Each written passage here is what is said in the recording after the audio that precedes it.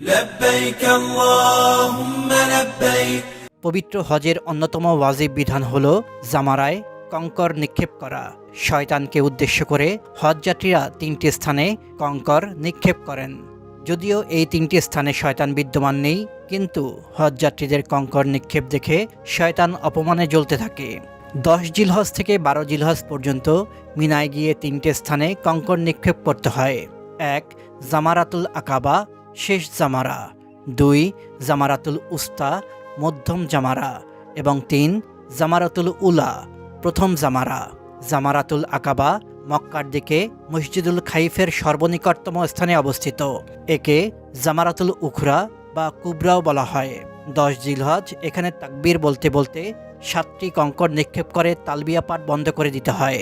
কাবাঘর বাদিকে ও মিনা ডান দিকে রেখে দাঁড়ানো সুন্নত।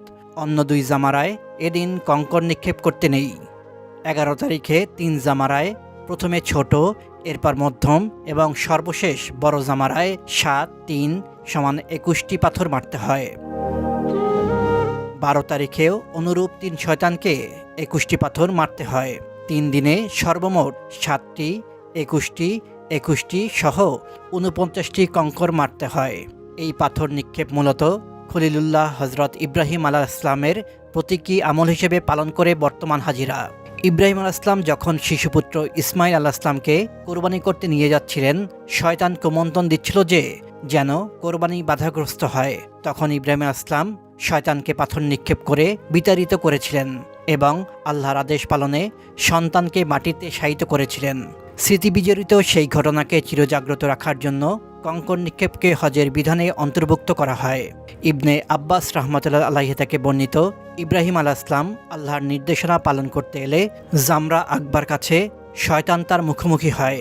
ইব্রাহিম আলাইহিস সালাম 7টি পাথর নিক্ষেপ করেন, সে জমিনে মিশে যায়। অতঃপর দ্বিতীয় জামরা এলে তাকে 7টি পাথর নিক্ষেপ করেন, তখন সে আবার জমিনে মিশে যায়। অতঃপর তৃতীয় জামরা এলে তাকে ফের 7টি পাথর নিক্ষেপ করেন, সে জমিনে মিশে যায়। ইবনে আব্বাস রাহমাতুল্লাহ আলাইহি বলেন, তোমরা শয়তানকে পাথর নিক্ষেপ করো, তোমরা তোমাদের পূর্বপুরুষ ইব্রাহিম আলাইহিস সালামের রীতিকে অনুসরণ করছো। সহিহ আত-তারগিব। আল্লাহ আপনার হজযাত্রা কবুল করুন, আমিন।